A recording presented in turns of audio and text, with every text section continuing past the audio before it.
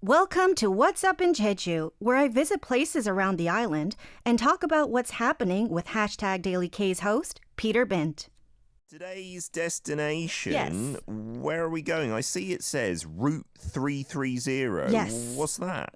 Okay, so today we'll be getting into the science and technology sector in Jeju by delving a bit deeper into the JDC Jeju Science Park. We've touched on it a bit Okay. before, but in today's episode, we'll take a look at one of the programs that JDC offers at the Science Park called the Route 330 program. Okay, it's not an actual road like Yes. Route 66 or something Yeah, like that. Okay. yeah. Yeah, so in a nutshell, Route Interesting. 330 is a support program for startup companies in the IT and BT sectors. I didn't know what BT meant, but it's biotechnology, information technology, and then biotechnology. So businesses, startup businesses that need help either in the initial, like the very beginning portions of development, or they're a little bit more established, but they need help scaling up. So to get more information on the program, JDC set up an interview for me with one of the people in charge, Mr. Lee Hyung-sup. He is the deputy manager of the industry development department who kind of oversees the program. And to begin, Mr. Lee said it's important to first understand what the Jeju Science Park is. I'm going to let him explain it a little bit first, and then we'll get into the details. All right, here's his interview clip. 저희가 왜 이 산업단지를 만들었냐면 제주도라는 지역이 아무래도 그 일반 대한민국 내에서 제일 이제 육지에서 멀어져 있고 아무래도 그러다 보니까 뭐 자연이라는 천혜의 그런 환경을 가진 곳도 있지만 대부분 이전에는 뭐 이제 관광이라든지 뭐 농업, 뭐 서비스업 이런 쪽이 좀 많이 치우쳐 있었잖아요, 산업 자체가. 이런 것들을 좀 이제 좀 탈바꿈해야 된다. 왜냐면 관광이나 이런 뭐 농업 이런 것들이 대외 환경에 너무 취약하거든요. 예를 들어서 뭐 아시겠지만 코로나 팬데믹 이후에 뭐 관광이나 뭐 다 큰 타격을 바로 받죠. 특히 뭐 호텔 숙박 이런 데들 여행업들은 바로 타격을 받다 보니까 조금 이런 견고한 이런 산업을 좀 만들어야 된다. 기존의 관광이나 뭐 농업, 농수산업을 이제 조금 4차 산업 중심의 뭐 혁신 기술을 가진 기업들이라든지 좀 부가가치를 낼 수 있는 그런 기업들로 여기 이제 단지를 만들면서 그 기업들이 제주도내 여러 가지 좀 이런 부가가치를 낼 수 있는 그런 환경을 좀 만들려고 단지를 조성했고요. So focusing in on why it was created in the first place and what it kind of aims to do. Right.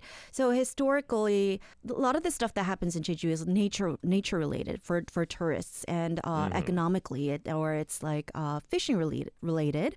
So what the government here decided to do was to kind of create like a resort science park, where the goal was to like make a more diverse industrial base in Jeju and to boost the island's economy, basically by providing businesses in the fields of IT and BT with education and different sort of research tools and resources, as well as supporting startup companies.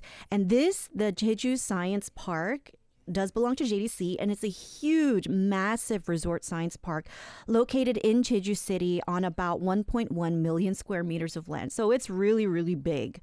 And there's... Wow, we got a photo, Yeah. right, Angel? We'll put that on the screen now. Oh, right. Yep. That Ooh. is the Oh, science that's park. cool. That's an aerial view of it. I don't think that's like the actual real life photo. I think it's an artist rendition. But you can kind of, get an idea of what it looks like. So there's a heavy focus here on eco-friendly industries. And they're particularly focusing on electric self-driving vehicles, which I thought was pretty cool. And it may have something to do with Jeju's goal of becoming carbon-free by 2030. Again, that's really, really close. I don't know how close we are to actually attaining Fingers that. crossed. Yeah, really, fingers crossed. But it also emphasizes like mentoring and training programs, not just for ventures and startups, but also like career consulting for young people. And not just young people in Jeju, but like globally. So they welcome people from all over the world to come and to check it out and to see if there's any job opportunities here. It also welcomes larger and more established companies to open branches there by providing various benefits. I'm not sure what the benefits are, but I'm assuming they're pretty good because one of the most visible companies, if you go there, you can see it right off the bat because they have a huge statue in the front. And it's one that many of us in Korea use on a daily basis, the Kaka Corp, which has offices there as well. And it has a really big merchandise store that's become quite the popular tourist attraction. So that's pretty cool. What, at the tourist, the business resort place here? Yeah, the science park. Yeah. Oh, wow. They've got a store on the science park as well. So regular folk can just visit as well. Oh, yeah. It's open to the public. There's like an apartment complex there.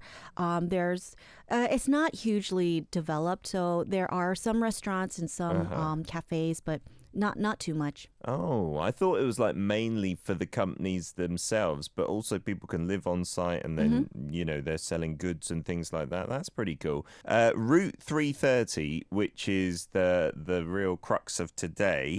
What is this talking about?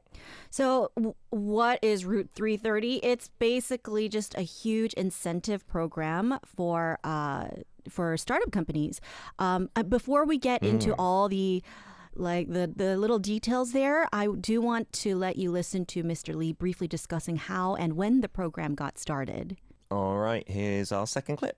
아무래도 일반 중소기업보다는 워낙 스타트업 이런 이제 기업들이 조금 더 창의적이고 이런 혁신적인 마인드를 갖고 또 뭔가 융합할 수 있는 그런 이제 기술력을 보유하고 계시니까 그러면 이제 우리가 이 단지 안에서 일반 기업들도 있지만 그런 스타트업들을 이제 유입을 시켜서 단지를 좀 더 활성화시키고 좀 더 도내 사회를 변화시키는 새로운 부가가치를 만들 수 있는 그런 역할들을 해보자 라고 해서 제주혁신성장센터를 만들었고 루트 330은 저희 제주혁신성장센터 이제 브랜드거든요. 루트가 도로 여정 이제 의미도 있지만 뿌리라는 의미도 있잖아요. 그래서 저희가 두 가지 의미를 준용해서 그런 혁신의 길 그리고 이제 이런 새로운 그 제주도 사회를 변화시킬 수 있는 이런 이제 혁신 창업의 길은 루트 330에서 뿌리 내려져서 발현되자. Aha, he's using root with its like Hangul route, so it could be root R-O-U-T-E or R-O-O-T. Yes. That's clever. Yeah, clever. Wow. So the name Route 330. 330 is actually the street number of the building, but then in front of it, they added the word route. So what he's saying, it does have a double meaning. Route, like R-O-U-T. The first is obvious, meaning road or path. So the program is designed to help companies find their way and be trailblazers in their fields. But also the second is a play off the word R-O-O-T, meaning root, like tree roots or plant roots. The goal is to help companies lay down deep roots and become solid and secure. So that's what he was saying there. Yeah. So he sold me. Yeah. Yeah, it's a great pitch. But getting into a bit of how Route 330 got started and what it is. It was founded in 2019, so not too long ago. They've so far had 4 complete rounds because each round is 1 year. And they founded it at the end of 2019. So 2020 was the first time, like the first complete round that they did. They just finished selecting the 5th round of applicants just recently. It is an exclusive incentive program, which means there's a rigorous selection process. You do have the option to reapply every year, though, so that is good. If you get selected, you're eligible not just for funds. They do give you money, which is great, but you also have access to all sorts of other great resources, which we'll get into later. But the selection process. Oh, nice. First off, not just anyone with a great idea can apply, which would be really nice if they did, but they do not. You must have a registered business in the IT or BT sector. It doesn't matter if you're making money or not yet, but you do have to be registered. And it must target Jeju in some way. So it can be a business that started elsewhere. You have headquarters somewhere else, but you want to expand into the Jeju market. So you want to open offices here too. That's okay. And so, Mr. Lee says they've had businesses from the mainland successfully apply and complete the program.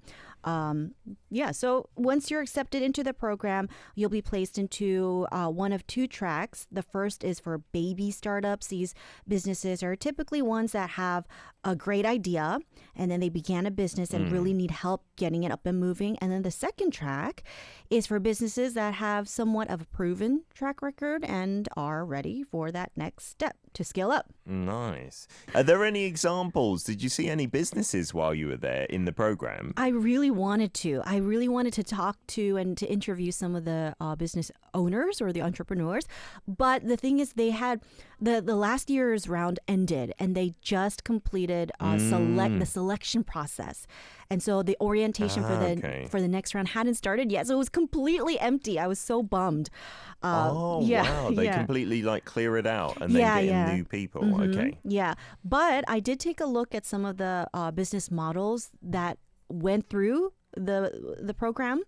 And, you know, it's like IT and BT. So the obvious ones are like smart farms. Smart farms, I think, is just so cool. It's just so cool. But animation and app companies, there are digital content companies, et cetera, et cetera. But some of what I found were really quite interesting because, you know, I'm thinking in the science park, it's in the IT and BT sectors. So we're thinking about these things, right? Like social media or digital content and whatnot. But there was a skincare company. One of the companies I saw was a skincare company, and they used advanced beauty tech to keep track of your skin, so their client's skin and how it's changing. And then they offer you personalized solutions to that. Yeah, I thought that was cool. I would totally do that. What a great idea. Yeah, I thought so too. I think there's a huge market for that. I'm sure, smartphone technology could do that, right? Like analyze your face from home with the camera and see where you need some help and advise maybe on tones and all sorts of things. Yeah. I totally. And then another one that I saw that I could relate to as well was they use tech and data. I don't know how they use tech and data, but they do.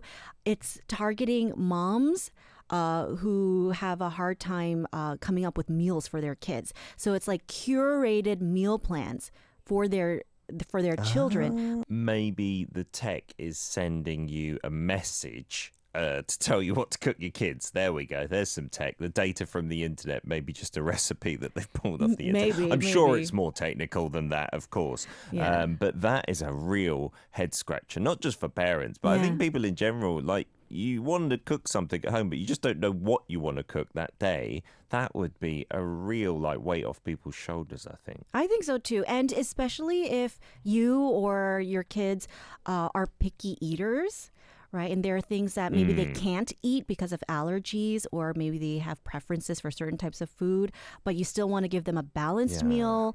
I would totally be into that because my second is really picky. He's just textures and flavors. He's just picky about it all. So if we can get like a more nutritious meal for him, I would be down for that for sure. Yeah, if you checked all the ingredients that he doesn't like and then it came up with a delicious recipe with other healthy alternatives. My second is the same, Angel. I think we should just ship them off to boot camp and they need to learn their lesson. If they don't eat that, they're going to starve. What are we going to talk about more then to do with this program? So I wanted to get into the benefits. What kind of resources do you get access to once you're accepted into the program? And the program is really quite competitive.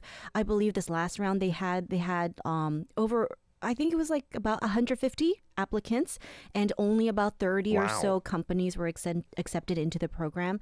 So I'm assuming the word has got around that it's a pretty good program. And Mr. Lee tells us of just a few of the ways the program does assist these companies. I have a video on that. All right, here it is.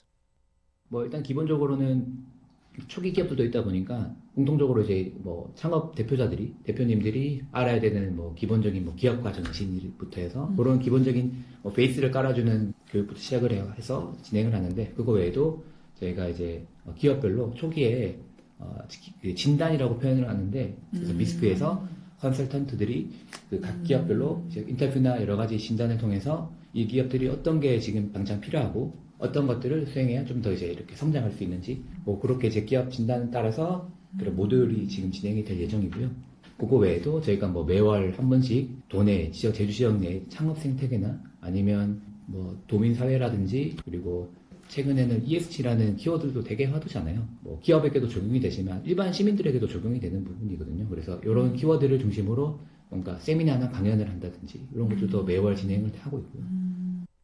Oh, that sounds like a lot of help. Yeah, a whole bunch of assistance for these companies. So once you're accepted into the program, you get started off with a boot camp, which is the orientation portion. And it goes over all the foundational knowledge for startups. And it doesn't matter where you are in the development of your business. This is the mandatory portion of it. But after the boot camp portion, orientation, everything else is personalized and tailored to your company. You're offered free office space in the building, and not only that, but you share the office space with your peers, the other companies in the program. But also, there are two major collaborators of the Route 330 program, which are MYSC. And then KAIST. So this, I think, is one of the most noteworthy benefits. It is the ability to have access to these companies. MYSC is a social company whose goal is to help businesses with creating sustainable social innovations. And then KAIST is, of course, the Korea Advanced Institute of Science and Technology, obviously a major player in the sector. So you have free access. They're a huge name. Yeah, huge. You have free access to them for as long as you're in the program. They have offices right next door. So they give you like one-on-one consultations. They mentor you. They hold regular workshops and seminars as everything is advancing. Obviously in tech, there's a lot of advancement a lot of the time. And then you also have a community of other startup entrepreneurs to connect with and then talk to each other, and you're bouncing ideas off of each other. So it's all really cool. Yeah, I went to like a similar space in London a few years back when I was still living there, actually, that incubates all these startups. And one of the pluses was that you can often see many companies in the same space, like even sharing desks, which are maybe not designated to one person. They're kind of flexi desks and stuff. And so you just bounce off ideas from one another, even if you're not in the same company. Right. And that can be really like innovative and inspirational. On the other side, like if you're a bit more conservative and you want your own space, it can be a little bit intimidating and like, I just want to be quiet by myself. Thank you very much. Those spaces were really hard to find, but I think it's like all along the latest trends. That's really forward thinking. Yeah. Yeah, so I do have a picture if you want to take a look. They do give you your private office space just for your company. In the picture, the top right picture is an example of private office space that you get that they lease out to you for free. And then the bottom left is one of like their conference rooms. They have several of both all across the building. And then the image. It looks really fancy. Yeah, it's all really nice. They did a really good job. It looks really pretty. Yeah. And then the conference room also looks like, I don't know, you've got benches on the side and stuff for people to sit there. Look cool, not in a really bog standard way with the nice wood finish. Yes. And then I'm more interested in image 4. Yeah, so that's one of they have two cafes and lounge areas. This is one of them, and it's just so nicely done. The lights, it reflects off the ground because the ground is polished material, and so just the whole room looks like it's starlit. It's really, really pretty. Wow, it looks like a bar on the left-hand side of like a real nice hotel or something. I don't think they'll be encouraging day drinking too much, right? But it looks amazing. Yeah, it's not a bar. It's a cafe. So it's like a self-serve cafe. They have coffee machines, espresso machines all set up. You can serve yourself there. So these are like kind of like the public meetup areas. You can hold meetings there too. And then they also have relaxation rooms with massage chairs and beanbags. I thought that was a nice touch. One of the things that I saw, I thought was really, really cute. They have soundproof phone booths. So if you have a private call that you want to keep intimate, then there's like these little phone booths that you go into. That was really cute. I have seen that in some fancy offices, which is a good idea because no matter how you close a door to a meeting room, you can still hear the conversation. But those ones that are really soundproof, it's like the old school phone booth, but with your own mobile phone, right? There's not a landline or anything you're talking on. That's amazing. I like that.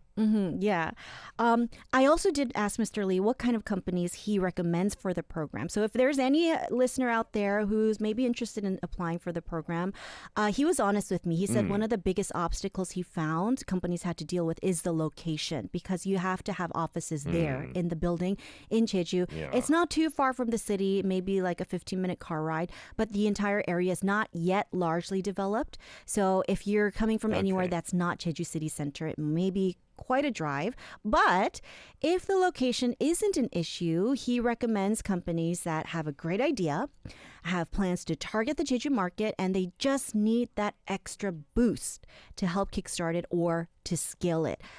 He says that there are many programs in Jeju that are similar to this Route 330, but one of the differentiating factors is that JDC's organization is so widespread, right? So if they find that your business model can be beneficial to them in one of their ventures, they're willing to offer deals. And he says that's actually happened. He said right now they contracted with one of the companies that went through the program, and they're using their tech in their duty-free shops. So there you go. Oh, that's a good incentive, isn't it? It could be your potential client in the future. Yeah. Fabulous, Angel. What's Up in Jeju is supported by JDC, which is creating a free international city that resembles nature, embraces the future, and reaches the world. Arirang Radio.